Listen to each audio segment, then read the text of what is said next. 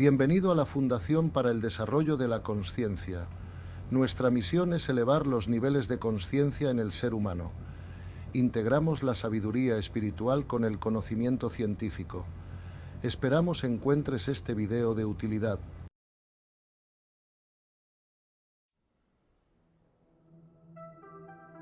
Mine starts with consciousness. Consciousness is what is fundamental. It's the fundamental thing. And we are, you and I and Gonzalo, are all pieces of consciousness, subsets of this larger consciousness system. The purpose of consciousness is to evolve. The other choice would be to de-evolve, and eventually you would not even be conscious. So it's in its own interest that we succeed. From spirituality has always said the physical reality was illusory, an illusion. They called it Maya.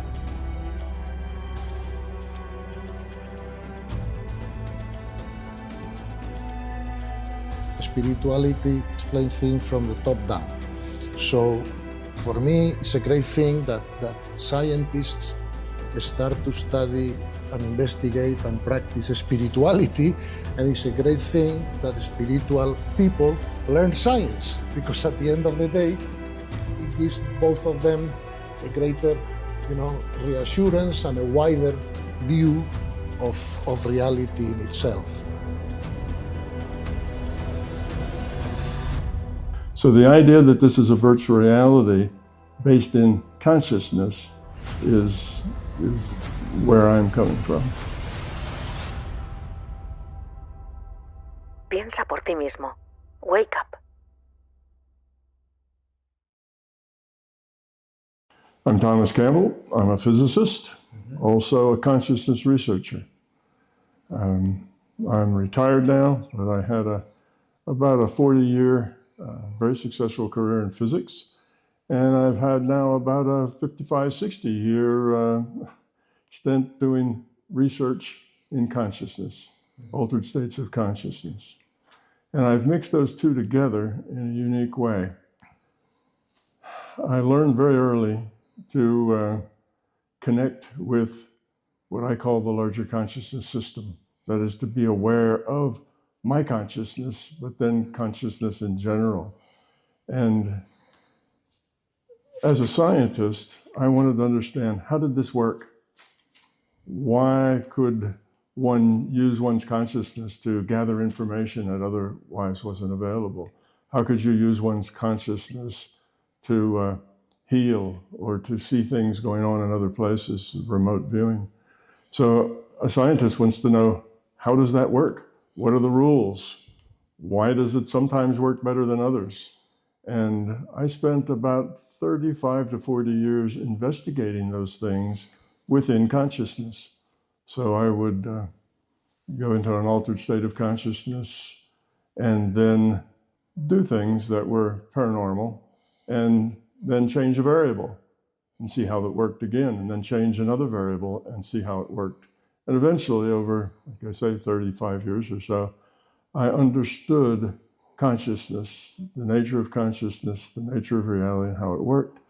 And at the same time, being a physicist, I was looking for, what is the understanding, what is the concepts that we can understand both consciousness and physics, hard science, all within a single concept.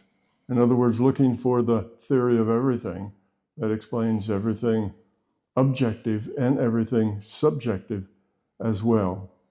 And eventually I came to conclusions of how reality works, and am now engaged in sharing that information with others.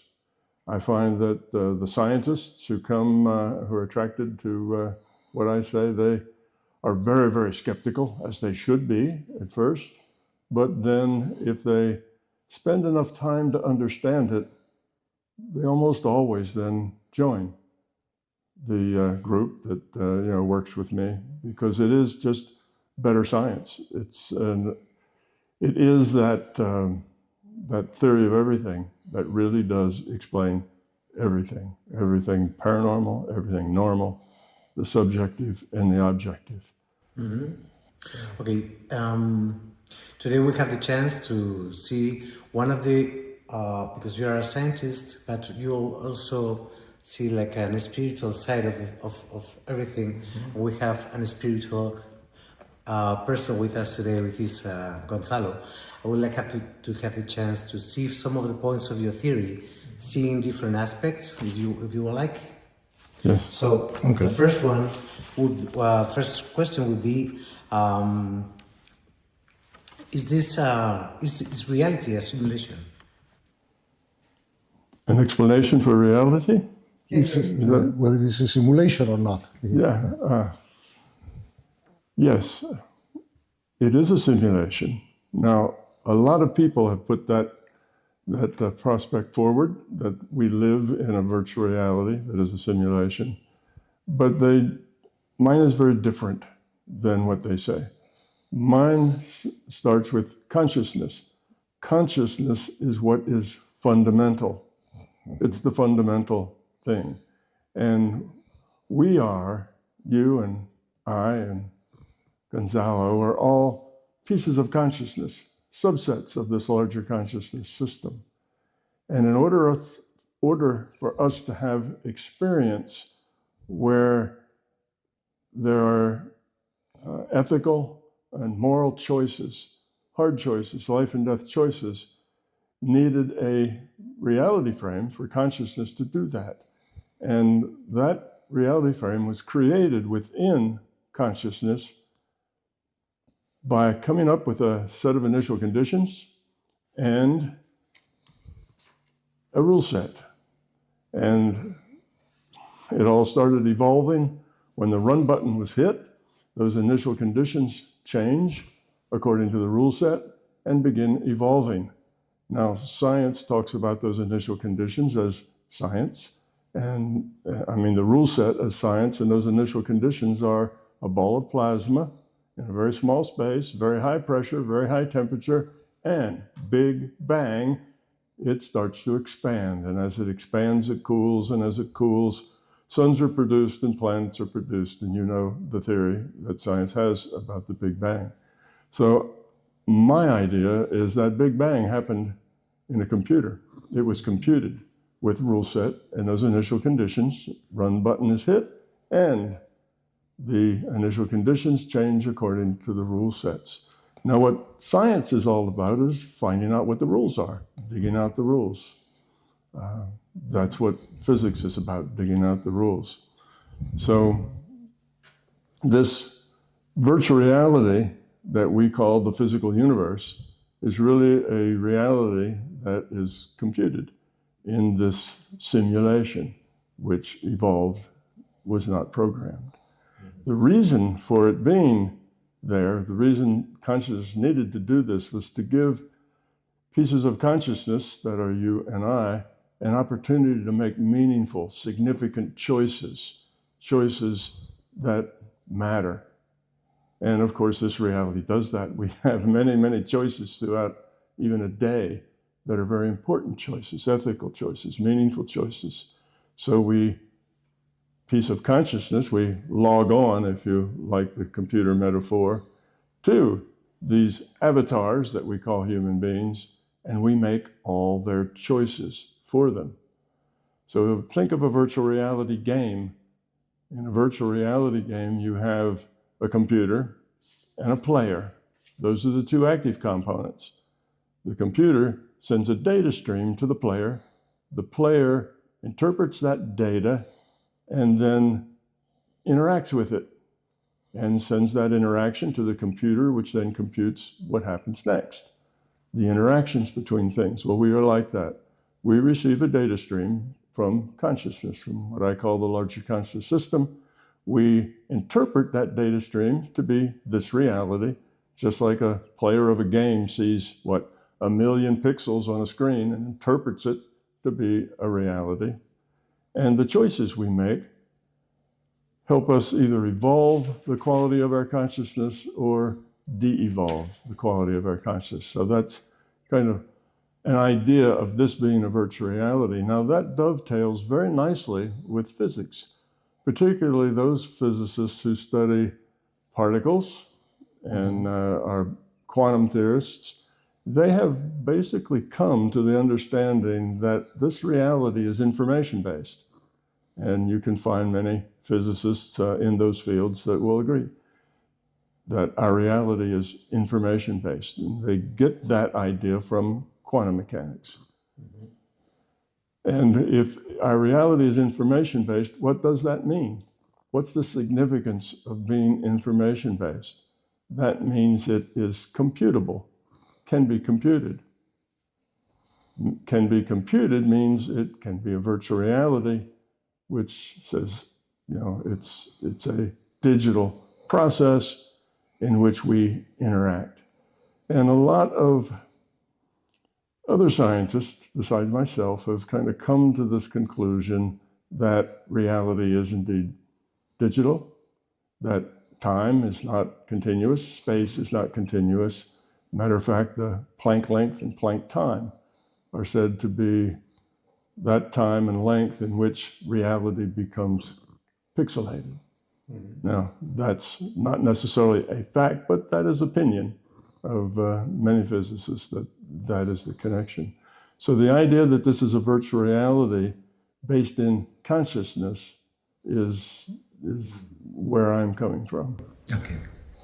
So what the old traditions, this spirituality can say about this, Gonzalo?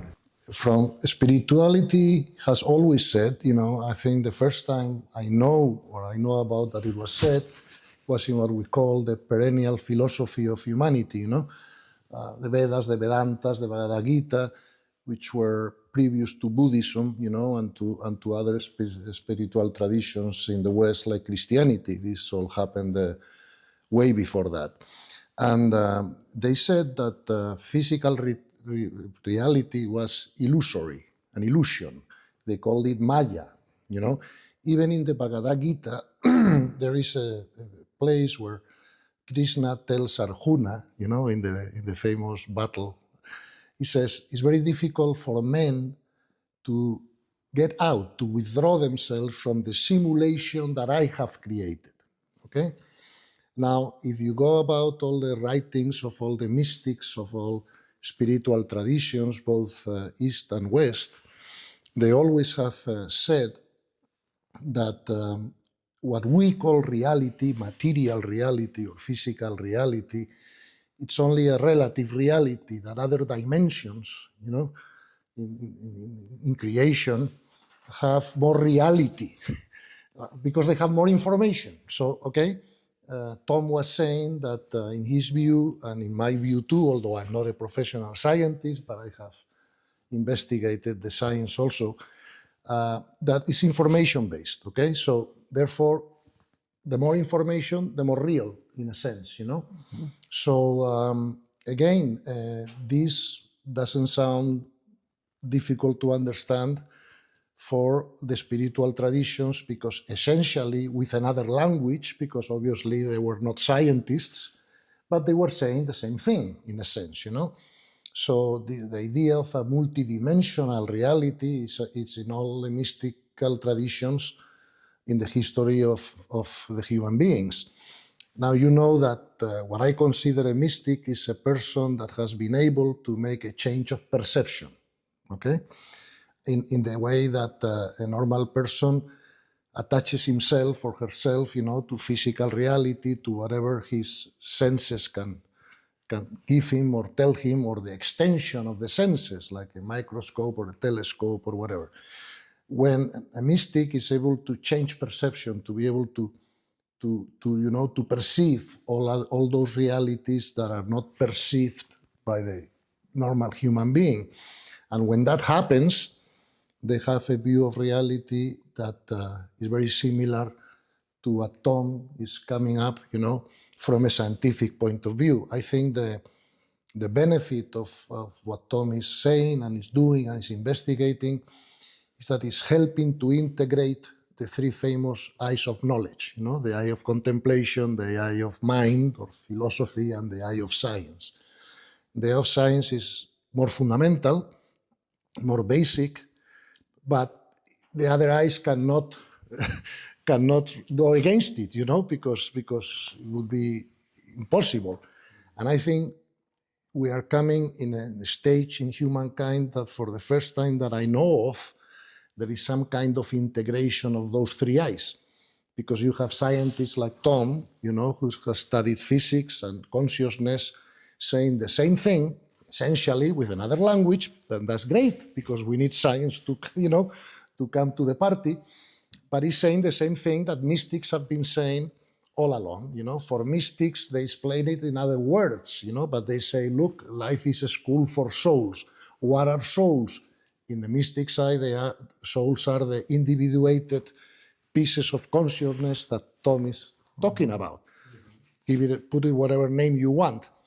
And it's a school of souls, and physical reality is there for souls to evolve in consciousness.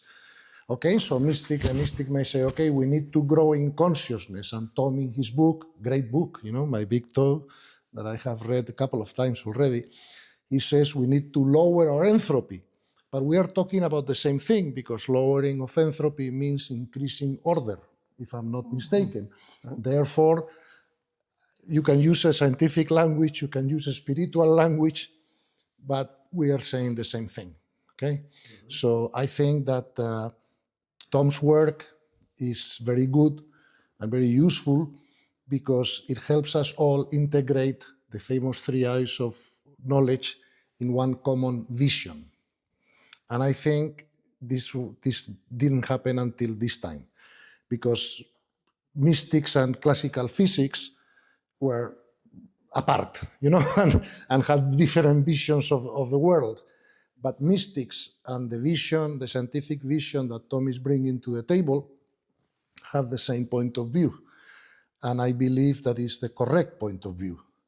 And I think that in a few years, I don't know, maybe decades, or who knows, but everybody will be thinking that way. And I think that to change the mental context is a very important thing, because we cannot think outside our context. We can intuit it outside the context, but we cannot think outside the context. So we want to think better, we need to have in our minds a bigger context. And I think that is part of what Tom is accomplishing with his scientific investigation and his scientific work. And that's why I'm so interested in it. Mm-hmm. So, if we're talking about the simulation, but what would be the purpose of it? Well, the purpose of the simulation, as I mentioned, is to give us choices that are very meaningful choices to do good, choices to do evil, choices to be helpful, or choices to be self-centered. And as we make these choices, then we evolve the quality of our consciousness. And when I say consciousness, I could also say soul, or I could say spirit. They're all the same thing, conscious spirit. It's that non-physical part of us that animates us, that makes us who we are. And we practice making better choices in this virtual reality. This virtual reality gives us many, many opportunities to do the right thing and to do the wrong thing. As we do the right thing, we evolve toward greater quality of consciousness, or in more physics speak, toward lower entropy of our consciousness. And that is really the purpose of consciousness. The purpose that the conscious system has is to evolve. The other choice would be to de-evolve, and eventually you would not even be conscious. So it's in its own interest that we succeed. We are pieces of consciousness. As we succeed and evolve, it succeeds and evolves, because we are simply a piece of it. So it has created this virtual Big Bang, if you like, universe, to give us choices. And by those choices, we grow to become kinder, gentler, more helpful, more caring, more cooperative. That is a low entropy interaction between people. The opposite of that is we become argumentative, we fight, we don't trust each other. That's high entropy in terms of consciousness. Entropy is a measure of disorder. So the fear side, which is the no trust, don't help, it's all about number one, all about yourself, that is high entropy. That creates discord, it creates war, it creates difficulties. Disharmony. If you are kind, considerate, helpful, generally you will find joy and peace in your life, and that's low entropy. It helps bring people together. It helps solve problems rather than create problems. So I break the two sides up into the side of love, which is low entropy, the side of fear, which is high entropy. And these, of course, fit very well into a spiritual schema. You know, the idea of becoming spiritual is the idea of becoming low entropy, caring, seeing bigger pictures, understanding.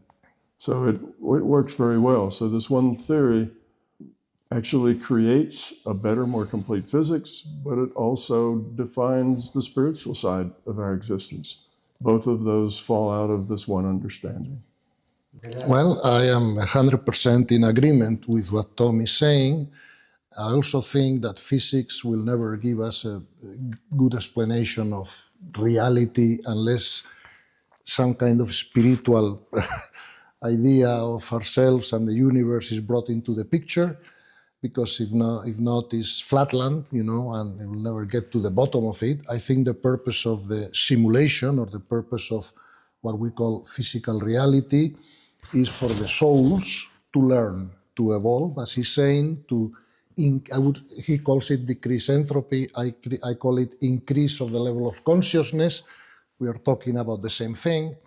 So I have found that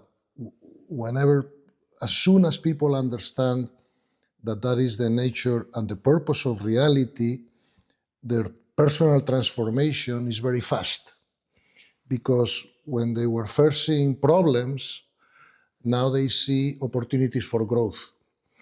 And, you know, mystics always speak about the word enlightenment.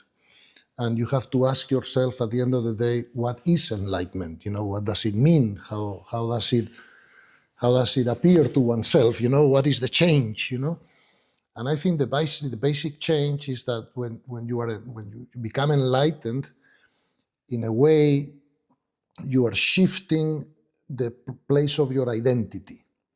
Non-enlightened people identify with their egos, which is the three lower bodies in a sense. You know, the physical body, the emotional body, the mental body.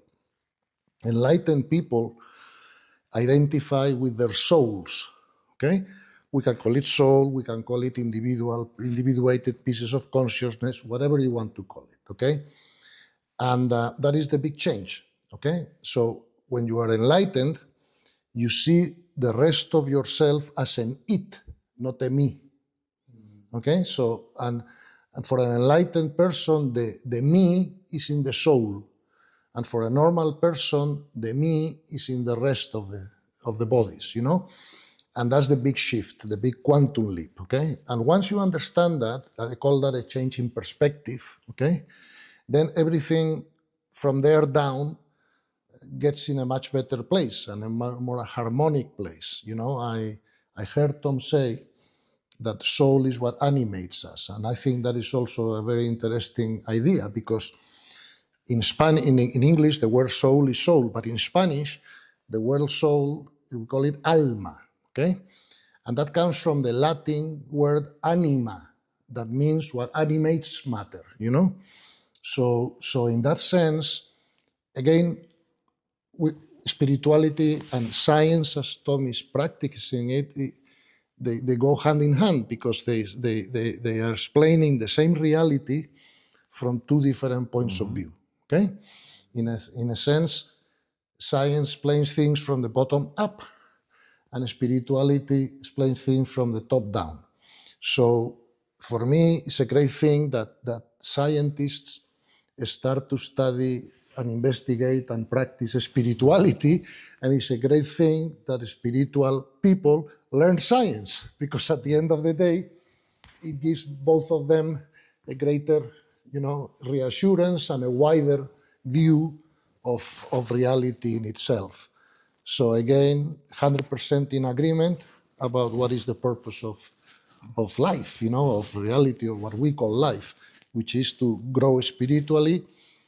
And that means, essentially it means, I don't want people to get confused by this, so growing spiritually means purifying your intention. It does not necessarily mean increasing your knowledge or the accumulation of data. It means purifying your intention, okay? So at the end of the day, it's an increase in love, as he said, So the opposite of love is fear, okay? The opposite of love is not hatred, like a lot of people think. It's fear. Hatred is the opposite of what we call love with a small l, okay? That in Spanish we say cariño, okay? In English there is only one word for both, love or love. In Spanish we say amor or cariño. So at the end of the day, we need to understand that the opposite of life is fear, as Tom has said, and either we operate from love or we operate from fear. Those are the two centers that we can operate from. And lower entropy means we operate more from love.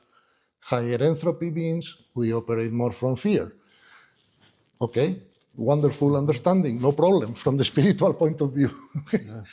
Well, you mentioned that the idea that the soul or the spirit or consciousness, animates the person. Mm-hmm. Well, think of that in virtual reality terms. The player, of course, animates. Who is the player? Yes, exactly. The player animates the avatar. Exactly. You see, exactly. it fits perfectly. Perfect. No problem.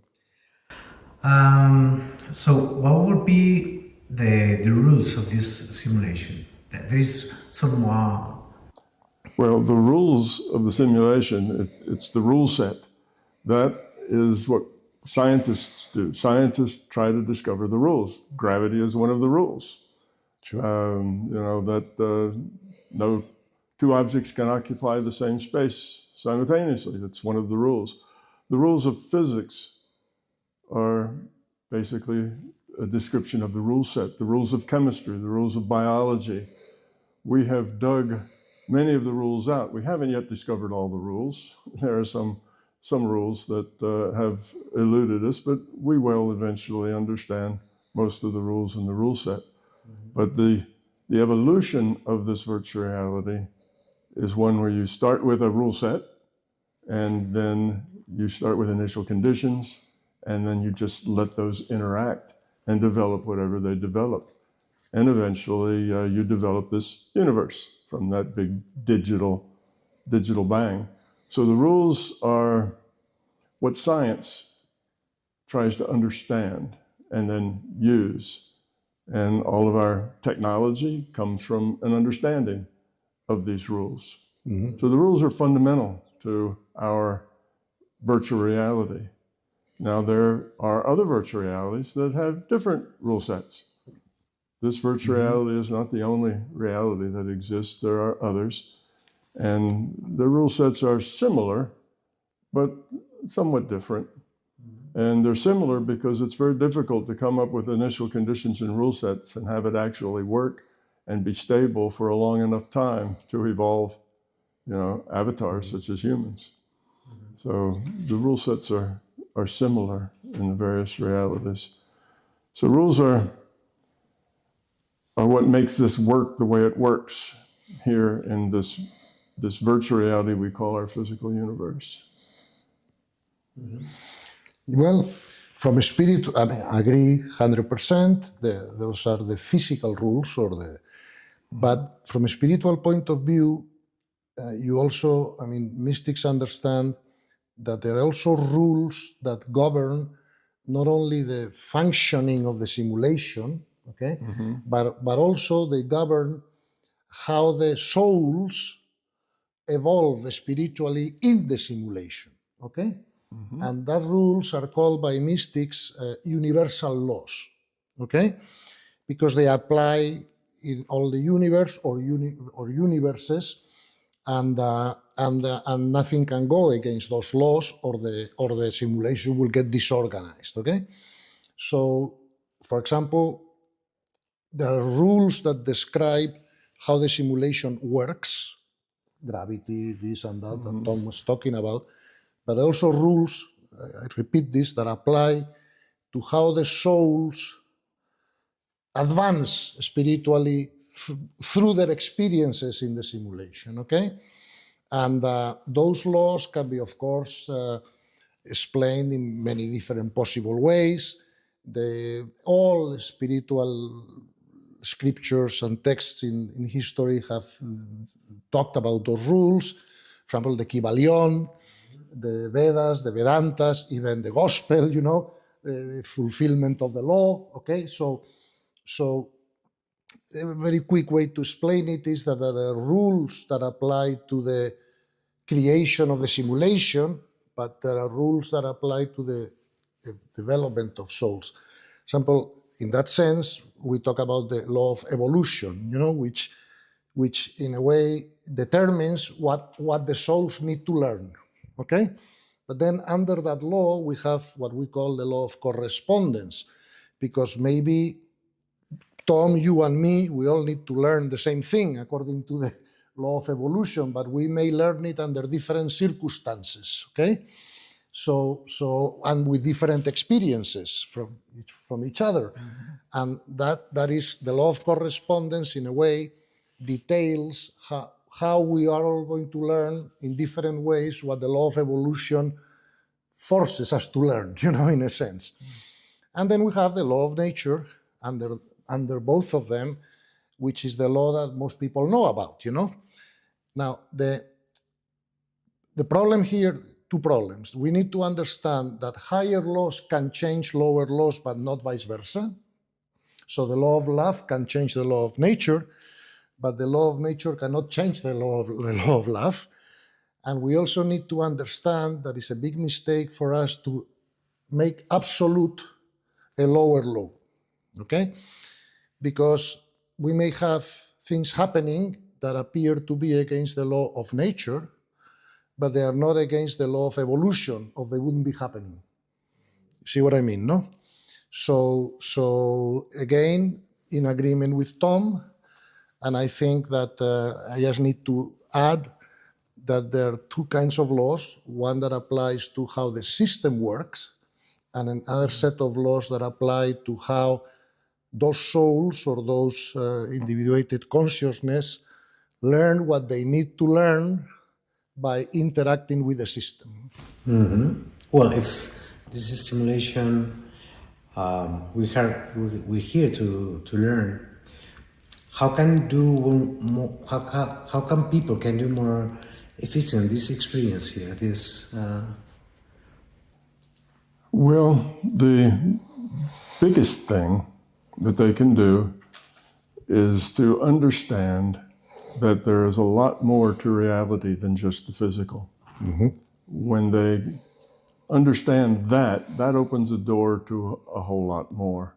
So the first step is to realize that the objective world is not all there is to reality, that there is a subjective world, which is the world of mind, the world of consciousness, awareness. And when you open that door, then you'll find, there's lots of things there that you can study and find. You can find all the paranormal things, the things we call, what's the word? Intuitive is the word. We find the intuitive things, the intuitive world. We find the world of information grows immensely. In the physical world, you're limited to physical information.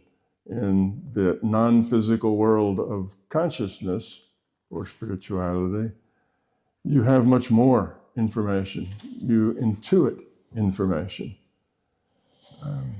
Basically, you do that just by opening yourself to its existence, and it comes. And with practice, you realize that the information is very valuable in this physical world. It's information you can use. Now that falls into a category called paranormal. And our objective science generally rejects that, but that's just because they haven't yet learned the bigger picture. That information that falls under the headings of spiritual, sometimes just paranormal, remote viewing, healing, things that you can do with mind, affects the things that you can do here. Yes, and as Gonzalo was saying, it's a one-way street.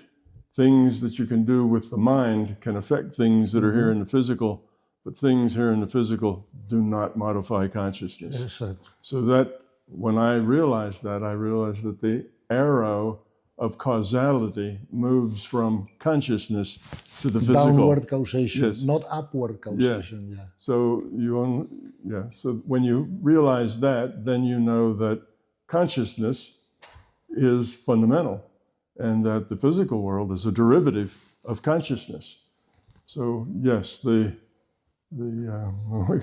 real world, Yes. the world that is most significant, is the world of consciousness. We are pieces of consciousness. We're not really physical beings. So the way to learn and grow is to first realize that reality is much bigger than a physical world, that there's other dimensions to us besides our awareness of the physical. One learns that often through meditation. Getting to know your own consciousness is a good place to start. So that would be one way. Many people have difficulty with meditation, particularly if they are people that cannot relax, people whose minds are very, very active. But there's another path as well, and that is a path using imagination. Now, we interpret imagination as just something we make up, something that isn't real. But imagination can lead us to the same states that meditation can lead us. And that happens when in your imagination, you stop playing all the parts yourself, and eventually you just let the reality that you're imagining kind of takes on a life of its own and begins to unfold. So as long as you are imagining and putting the words in everyone's mouth, then that's just imagination. But when that turns into a story that is unraveling on its own, then you're in basically the same state you're in when you're in meditation, and information just starts to bubble down, and you kind of tap into a larger source, a larger connection that provides meaningful insights. Many of the writers, artists, all sorts of art, the painting to the sculpture to the music, they get their inspiration not from the physical world, but from that world of consciousness. That's where they are when they're playing that instrument and they close their eyes. They're not thinking about, the formulation of concrete. They are experiencing that larger reality. At least the very good musicians do that. The ones that have nothing but technique, they may play very fast, but it has no soul, it has no heart. It doesn't really touch people other than to amaze them at the skill. Yeah. So true art is a representation of that larger world of consciousness that's beyond the physical. So people connect with it all the time, and they don't really know. People learn that when they are in tune with the nature of reality, that is, they are low entropy, they're kind and considerate, they're cooperative, that life becomes good. They smile a lot, they're happy, they find joy. And if they live in a world of fear, then they generally are miserable, unhappy. They're trying to manipulate the world to be the way they want it. And just imagine, millions of people each trying to manipulate the world to be the way they want it. That's the chaos that we find ourselves today, in today. That's where we are. That's the fear side of things. So one of the very practical values in exploring consciousness, exploring spirituality, is that your life becomes whole. You become satisfied, happy, content, and you become very useful to other people because you can help them also find that happiness. Happiness isn't something you pursue and grab and make it your own. Happiness is a byproduct of a life well lived. It's a byproduct of an attitude. It's a byproduct of a point of view. And when you have that point of view and that attitude that is low entropy, that is about love, then your life becomes a lot more meaningful, a lot happier, and a lot more productive. You get more done at the office as well as get more done at home. Your relationships improve. So there's a very large incentive to getting in touch with that spiritual side of you, that get to learn about consciousness. If you think of a virtual reality game, you have a player, they're getting their data stream, and that data stream shows them a virtual reality, and they play in it, and they make all the choices for their character. But at the same time, they can put it on pause and go get a sandwich. They have another reality that's in the reality of the player. Well, that's the reality for us of consciousness. There's this other reality that's the reality of the player, and that's our birthright to explore that and engage it and learn from it. So there's a lot more to reality than just the physical part. And people who only see the physical part are generally out of balance. And they're not very happy people. The average person does not live in a state of joy. They live in a state of anger and upset, anxiety, constantly trying to make the world fit the way they want it to be rather than becoming one with that, however it is. So struggling to make it the way you want it is a struggle that will never end. Letting it be as it is and join with it and become a part of it makes you a happy and a satisfied person. So that's the reason why people should do this. The how is simple. You just get in touch with that part of you that is in the bigger picture. You let your mind go free. See where it leads you. Get acquainted with your own consciousness. Again, meditation is a good way to do that, but for those who can't meditate successfully, learn to imagine to the point where your imagination runs free. And with practice, that too is a route to exploring these spaces. It's not that you just learn about them and then you abide by the rules. You have to explore them. It has to be your own exploration, because then it's yours. You own it. It's real to you. If you just read about it in a book, well, that will allow you to talk about it, but you have to explore it yourself in order to be it. And being it is what it's all about, not being able to talk about it. It's not an intellectual thing. It's beyond the intellect. It's transcendental. Well, again, in agreement with what Tom has said, Tom has spoken about changing perspective, the opening up of your understanding to other realities, other physical realities, which I think that's the first step, of course.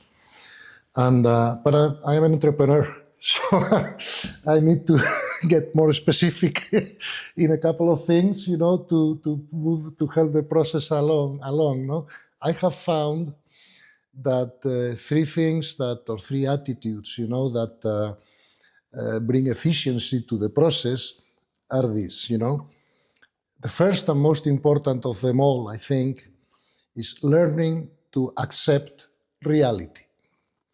See, for example, in the gospel, Jesus says to his disciples, not everyone that says, Lord, Lord, Lord, will encounter the kingdom, but yes, all of them that accept the will of the Father. because when you learn to accept reality, you are really transcending your ego. Because as Tom was saying very well, the ego wants things to be as we like. They want to change everything to accommodate to our own desires, you know, and our likes that may be different from one people to another, but at the end of the day, it's the same fighting against reality. And fighting against reality creates suffering. Because for me, the best definition of suffering is the mental resistance to what is, to what's happening, okay? Now, if you understand that this is a process of learning, that is a school of souls, then from there you have to learn to accept reality, because reality is the best opportunity for you to grow, even if it's not agreeable to your ego, okay? So accepting reality lowers the entropy very quickly, in a sense, okay? Because you learn to want, to desire growth, not comfort or personal desire or wishes, no? Buddha said the same thing. Problem of human being is suffering, and the root of suffering is egoic desire, okay?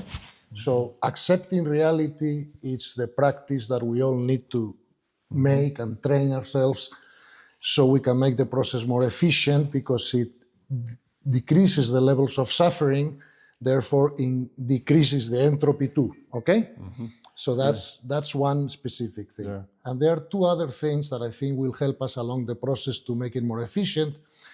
One is to get out of the victim paradigm and into the self-responsibility paradigm, meaning, you know, I don't suffer because somebody or something did or happened.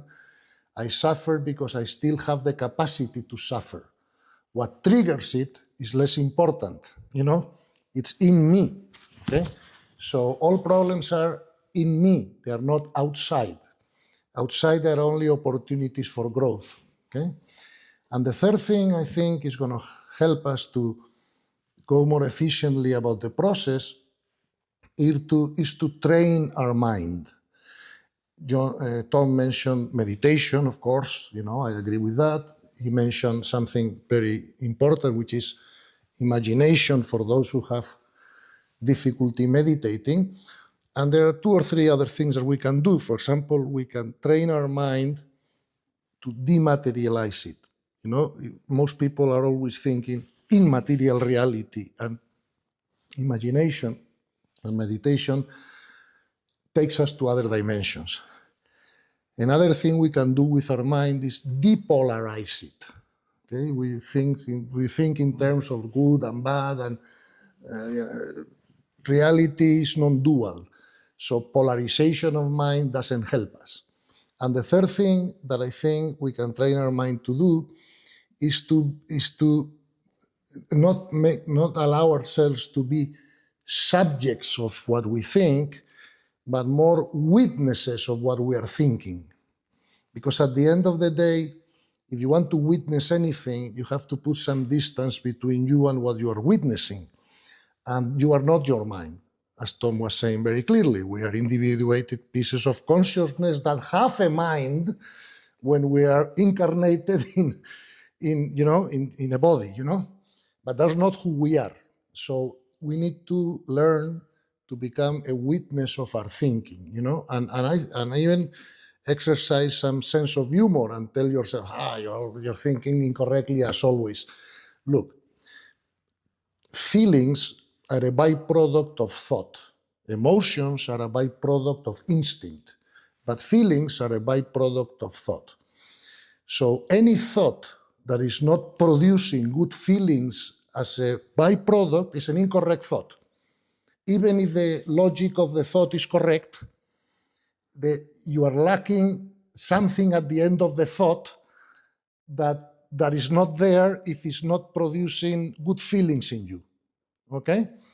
So every time we have a negative feeling, we need to understand that we are thinking incorrectly. Okay? Mm-hmm. And that's a tale, something we can use to correct our thinking. Okay? So I think if we do those three things, in addition to what Tom was saying, we learn to accept reality, to be self-responsible, and not victim of any, and to manage our thoughts better, I think that goes a long way to improve the efficiency of the process. Yeah, I agree with all of those.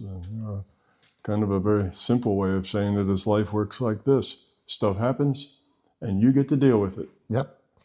Exactly what happens is not nearly as important as how you deal with it. How you deal with it. Exactly. How you deal with it is what's important. Yep. If you deal with it with love, you evolve, your life becomes happy, your relationships work, everything works fine. If you deal with it with self-centeredness and fear, then everything gets difficult and hard, and you are in a constant struggle. So that's life. Things happen, you get to deal with it. Mm-hmm. And don't worry too much about what happens. Yeah. Let what happen, and you deal with it. That's the important part, is how you choose to deal with it. And as Gonzalo says, you have to take responsibility for all those choices. Yep. If you say, oh, George makes me angry. George cannot make you angry without your permission. You choose to be angry. Exactly. Yeah. You have to take responsibility for everything. Yeah.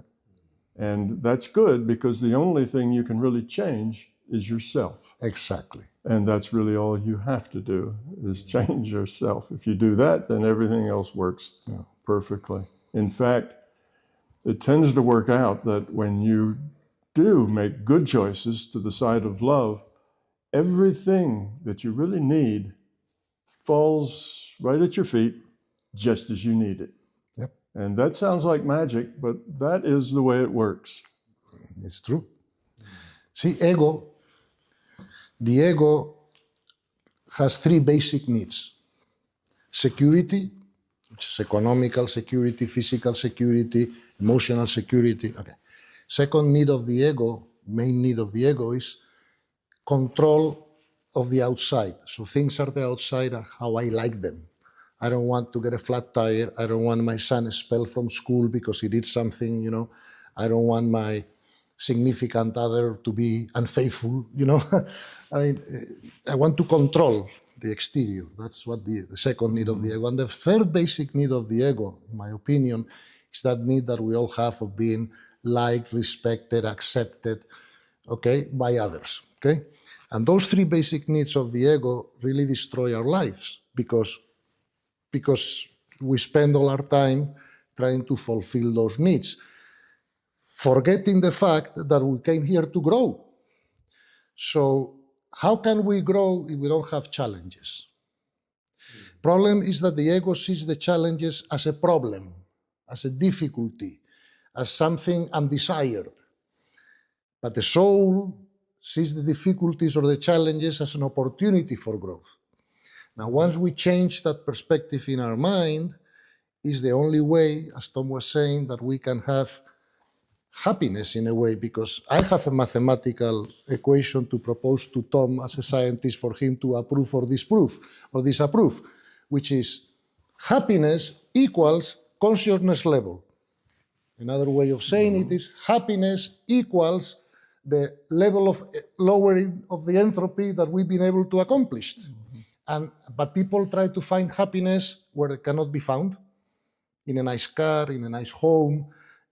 Look, I've been an entrepreneur, I've been successful, I've been able to have nice cars and nice homes, and I can guarantee you that the only way I found happiness was in the increase of my level of consciousness, not in any other, not in success, not in finding monetary possibilities, not even in romantic relationships. You find happiness in the consciousness level. Nothing out of you, actually. That's in you. And that's what we came here to evolve and to accomplish, as he's saying. So as you can see, we come to the same conclusion, whether you come from science and also the investigation of consciousness, or you come from spirituality. At the end of the day, reality is one. Okay, I'm thinking about all these people who's watching this right now at home. I'm saying, this is very crazy. I mean, how scientific is these theories? Yeah, they are very scientific. Let me give you a little story. Richard Feynman, a Nobel Prize winner in quantum physics,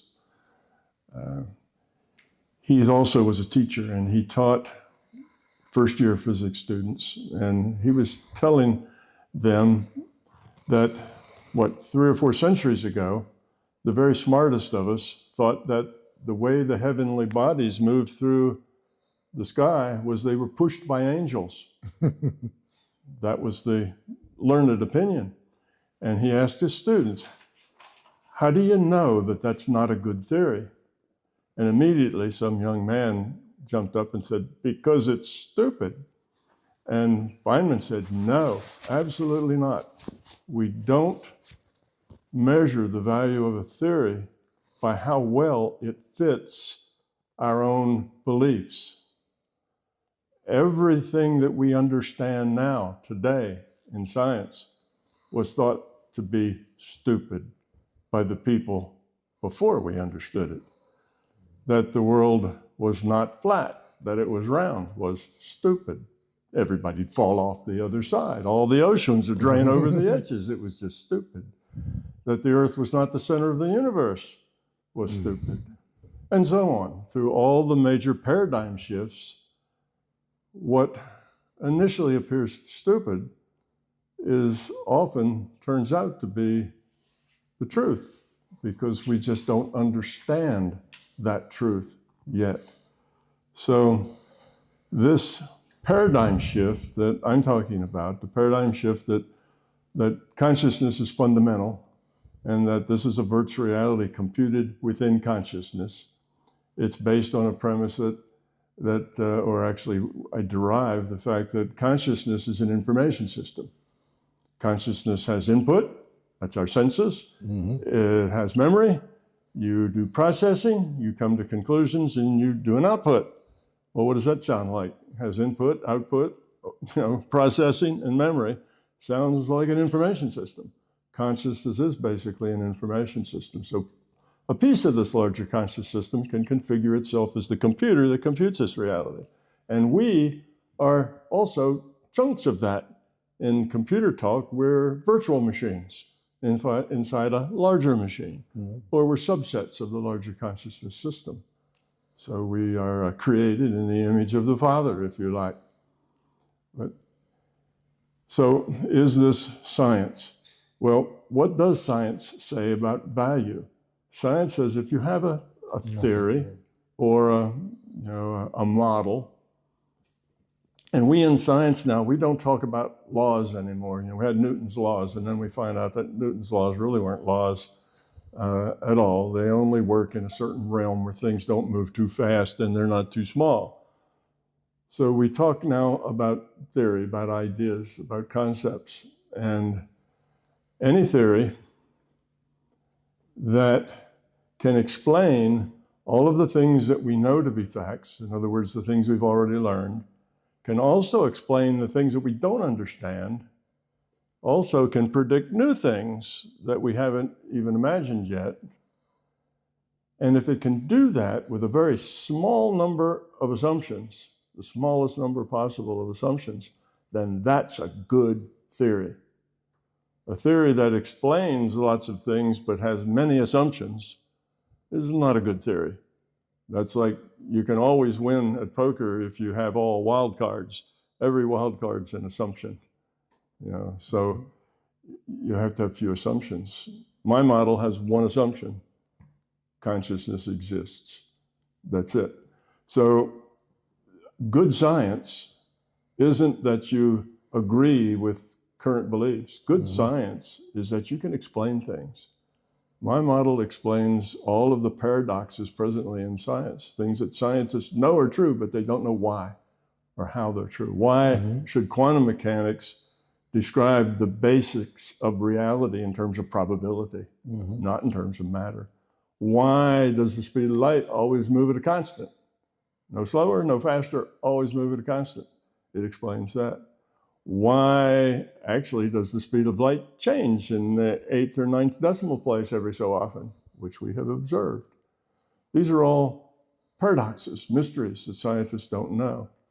How is it that this universe has 6, 7, 8 things that have to be defined exactly the way they are for life to even have happened here? That's called the anthropic principle, actually, the anthropic principle of cosmology.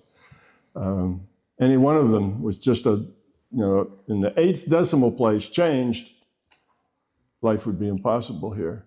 So how do all those things come together that well tuned when natural processes all have to be random? Well, you can't have random processes and have 8 things all tuned to 9 decimal places. That doesn't happen randomly. So these are all paradoxes in science. And there's paradoxes in theology, there's paradoxes in philosophy, and this model answers very solidly all of those paradoxes. And it describes new things. It explains all the old things. So it's just simply a better physics. And this paradigm shift of seeing reality not as physical substance, but rather as computation and that computation comes from consciousness, and that consciousness is fundamental. That's a huge paradigm shift for us to go through. It's much bigger than the earth is round, not flat. It's much bigger than, the earth is not the center of the universe. It's bigger than all those paradigm shifts added together, multiplied times 10. It's a really big paradigm shift. But I'm convinced that in the next several decades, science will move to that paradigm, and it'll make all the difference in the world. So this is real science. And the importance of it is not so much the science. Okay, science is wonderful, but there's another aspect to life that's even more important. And that's, how does this affect other people's lives? How does that affect the guy in the street? Nobody really cares a whole lot about physics theory, but this physics theory actually changes everything for everybody. Here's the big point about it. Materialism comes with an ethic. There is an ethic that is part of materialism. Materialism says there's a world out there, and any part of it you can grab and control, it's yours. You can do what you want with it, you can sell it, you can burn it down, you do what you want. Its ethic is control, power, force. That's the ethic of materialism.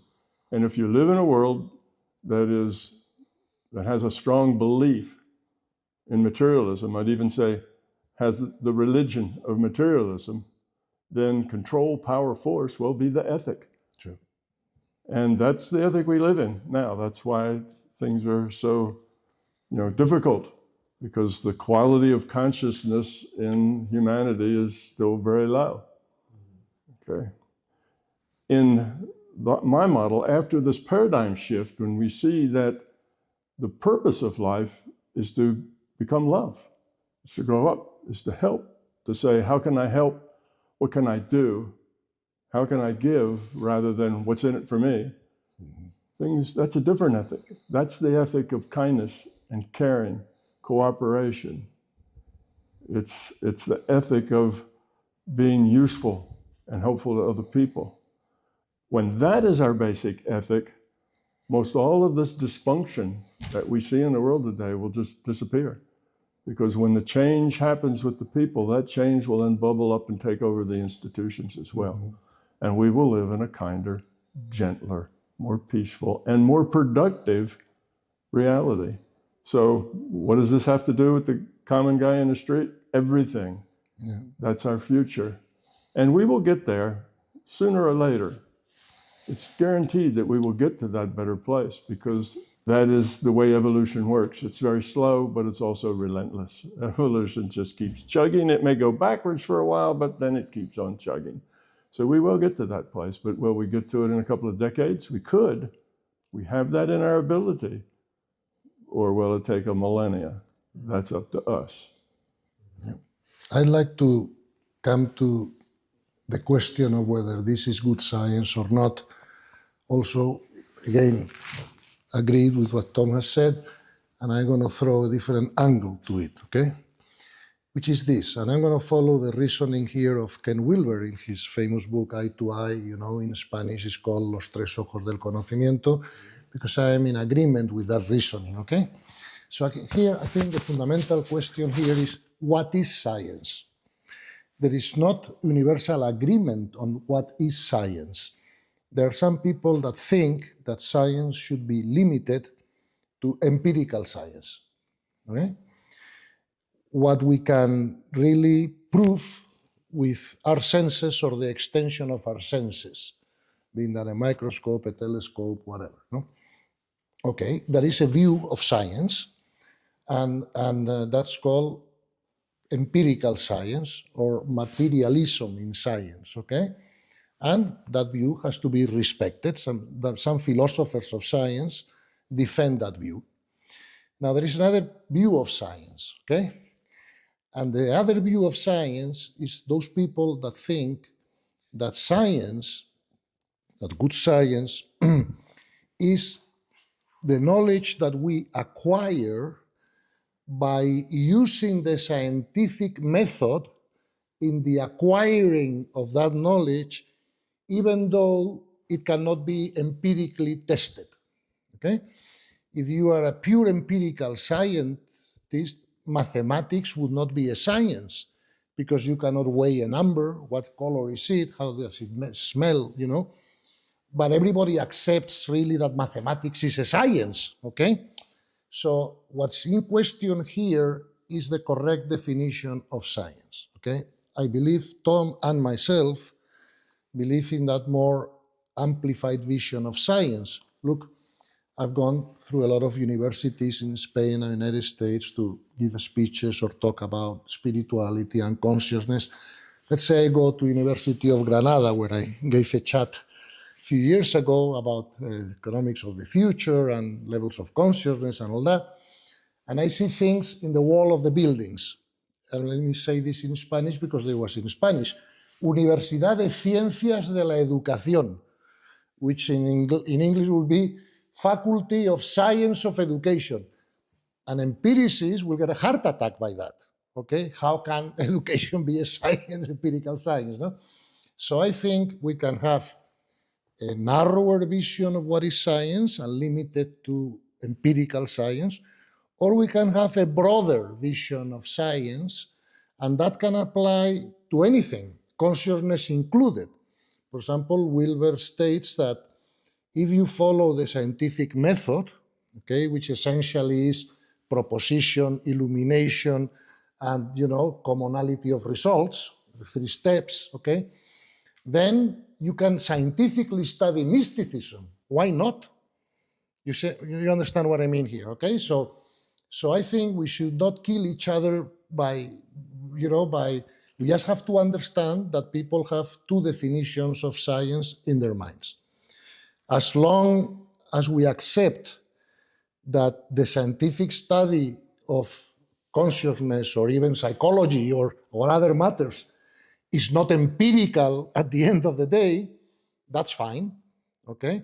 So now the problem is that the people who limit themselves to the understanding of science to empirical science immediately starts calling the rest of the other side of the equation pseudoscience, okay? But it's not really pseudoscience, it's science in a more amplified meaning of the word science. I think this is another debate that we need to, some sort solve, and in order to solve it, I really recommend people that they read this book from Wilber called Eye to Eye, which really explains things very clearly and very well and in a way that cannot be contested. So as long as we are careful in not saying that this is empirical science, there is no problem, in my opinion, of saying that this is science. It's just not empirical, because the only 2 empirical sciences that we have then is, I think, is physics and chemistry. Any other knowledge cannot be called scientific if you are an empirics, thinker. But that doesn't mean the rest is not science. It is science if you apply the scientific method in the investigation of the events. And at least that's Wilber's position, and that is the position of also of many other philosophers of science that I have read, and it's a position that I happen to agree with. But I could be wrong. Okay? Yeah. I have just one comment to add to that. I agree with all of that, and I'm going to try to make this very quick, is that you have two worlds. You have the objective world and you have the subjective world. Exactly. Science limits itself only to that objective world. But now look at these two worlds. One of them is minor and the other one is more important. What's important in your life? Is it the objective things or is it the subjective things? Obviously, it's the subjective things. In the subjective world is things like love, caring, humanitarianism, all the things that are valuable, basically, are in the subjective side. Sure. I look at it this way. Think of players giving a play. The objective world are the props and the bodies of the people. It's the props. But what people come to see is not the props. They come to see and hear the dialogue, and what does the dialogue mean, and what are the juxtapositions of the ideas and the people and the circumstances. People come to see that, and that's all subjective. Nobody comes to a play to watch the props. Well, that subjective part of our life, that's where justice is. It's on that subjective side. All values are there. Yeah, all the values are over there on the subjective side. The rest is measurement. The rest of it is objective. So we say science is only good for that part of our life and experience that is the least meaningful. All the part over here that's the most meaningful, well, that can be science too. That's one of the things my model develops. It develops a better science of the objective, and it develops a science of the subjective, basically based on the dichotomy between love and fear. The only problem we have, Tom, is that empiricists will say that all other things that we say are science too, or could be science too if studied with the scientific method, they would say that that is not science, that is philosophy or metaphysics or whatever. And I don't agree with it, but that's the problem we are facing today in the understanding of the word science. But science has grown beyond just the deductive. Science of medicine is a science that is not rooted just in the physical. Absolutely. You see, whenever you deal with people, sociology, all of that, psychology, they call that soft science. Instead of the hard science. That's soft science. But that's where the real significance is. You see. And I think that I can tell you, I had meetings, and Alex knows about this, I had meetings all the time with doctors, that they're now fully understanding that mind has an effect on physics, which is greater than they thought. And I've had heads of departments of oncology, for example, in hospitals or internal medicine that have asked me to help creating a psychology department parallel to their practice, because they have seen that the attitude of the patient, the level of internal peace that they can accomplish, through the process of their sickness, has a great effect in the prognosis of their. Absolutely. So this is something that's becoming more accepted time by time by a lot of people, and I can tell you that specifically in the world of medicine, there's a shift already happening. And in the world of psychology, the shift I'm seeing and the shift I'm trying to help happen in a way is that until now, psychology was limited to the mind, the ego, the perfection of the ego. But it didn't treat the soul. The soul was left out of the equation. And if you leave the soul out of the equation, then in a sense, you are leaving out of the equation the part of you that has more a possibility and ability to change the other parts. So it has more power, you know? So therefore, we are trying to develop now what we call spiritual psychology, okay, to include all dimensions of the human being in the treatment of traumas, difficulties, etc. No? And well, let's see if that happens. Piensa por ti mismo. Wake up.